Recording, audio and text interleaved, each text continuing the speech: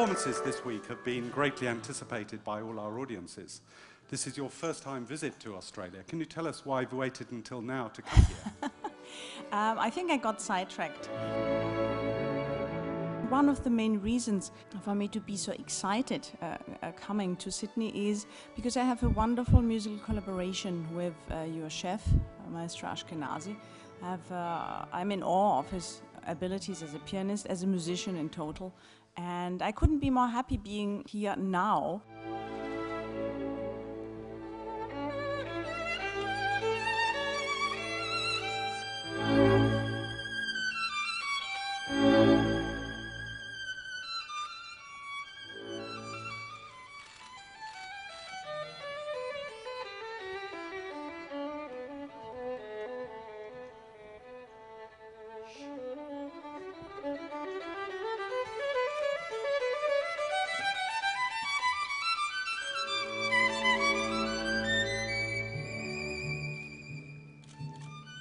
Beethoven was a brilliant pianist, but he really didn't care much about the playability of his pieces on the violin. So there are different layers of problems one does run across over decades of playing it, but it is the crown of the violin repertoire because it has these wonderful singing lines and it has a philosophy and a kind of embracing the world quality which only Beethoven was able to achieve.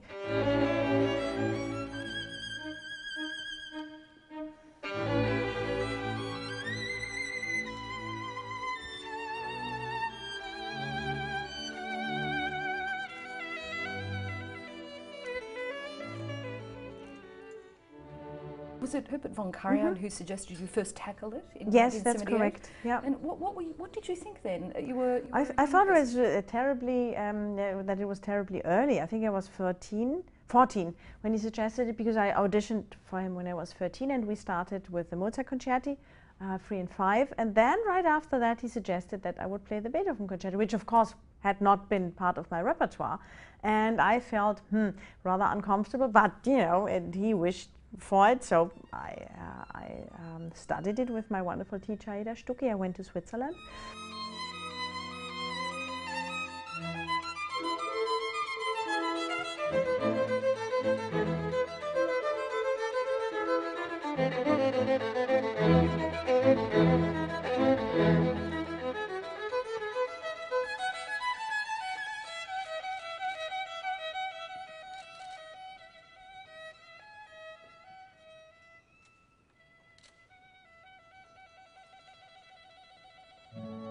And I still remember I played the first big solo, and Maestro was sitting there with his score, and he was looking up his score, and the only sentence he said was, "Come back next year." I wasn't surprised at all, because I just didn't feel prepared enough. So next year I came back, and we started to study the piece really thoroughly from the viewpoint of the conductor.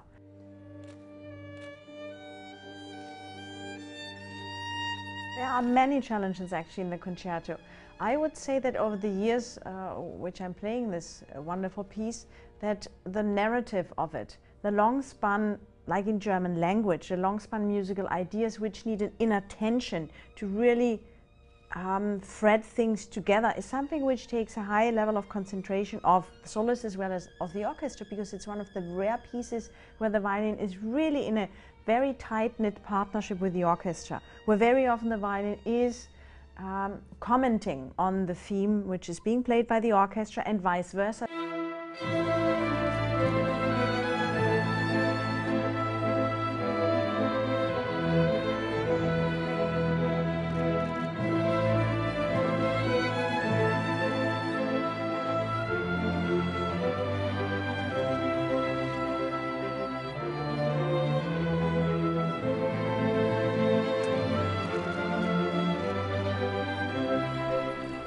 Was Herbert von Karajan a mentor to you? Because when you're such a young person, how does someone like that talk to you and get the best out of you? He was a wonderful leader, also to the effect of knowing how far he could push in order to enlarge boundaries without really pushing too far.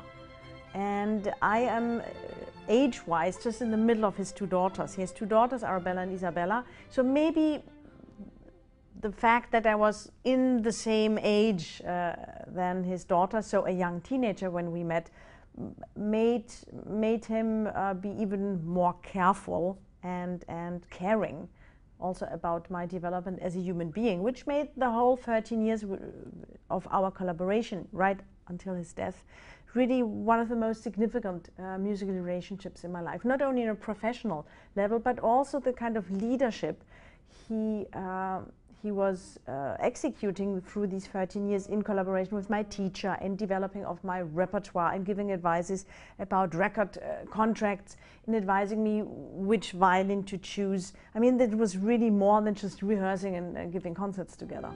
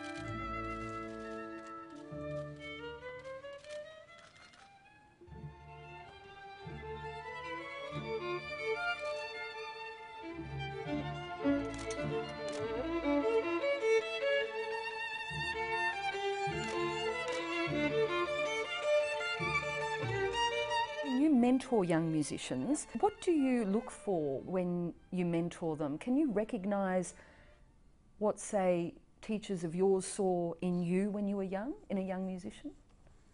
I really don't know. I mean, I'm not trying to find, to recreate a monster here. No, I didn't mean Yeah. I'm not into Frankenstein. No, I perfectly understand your question. Yes. I just like stupid jokes. Yes, Sorry. But matter of fact is, what am I looking what am I looking for? I'm definitely looking for a personality who has an own viewpoint. Might it be even opposite of mine, but a strong own viewpoint with good reasonings behind. A strong musical instinct would be wonderful. Brains would be great.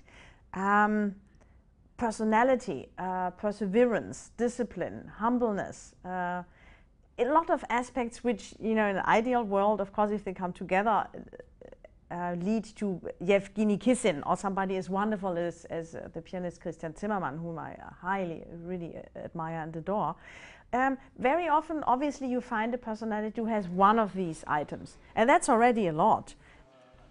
But it's fascinating to actually sometimes find a personality who does not really fit into that, but does very well and is very precious and important in another field of music. And my only advice I can really give to musicians throughout countries, ages, and history is that you have to be honest with yourself and find where your place is in music. It doesn't have to be the soloist.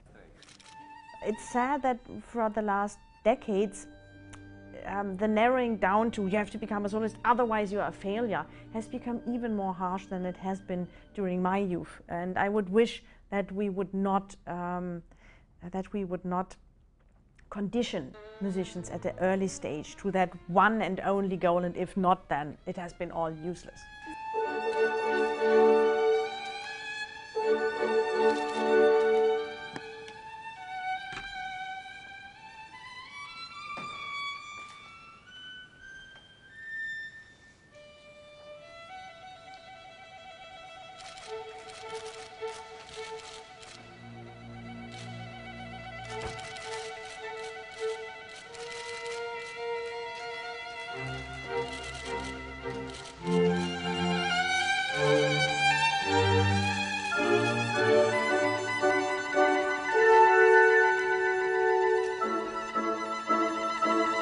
At the end of the day, being a musician is not about yourself.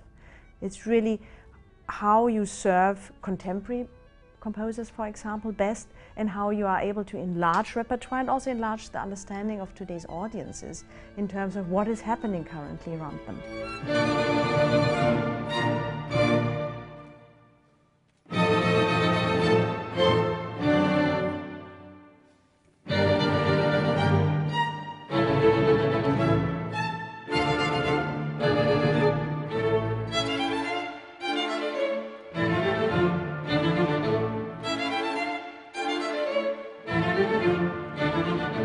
Ideally, as a young musician, you're really not interested in the world around you much when you are playing.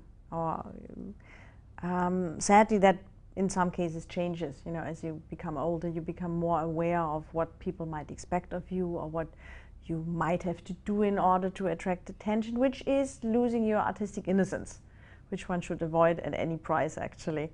I always loved making music. Of course, over the years you become more self-critical, if possible, and it's always difficult to keep the balance between the part in your brain which tells you this is just horrible, not going the way you actually want it, and the other part of your brain which thinks it's just the most divine thing ever happening. And between these two poles you hopefully reach an interpretation which is different from the night before and which is some kind of evolution in your musical past and present stage.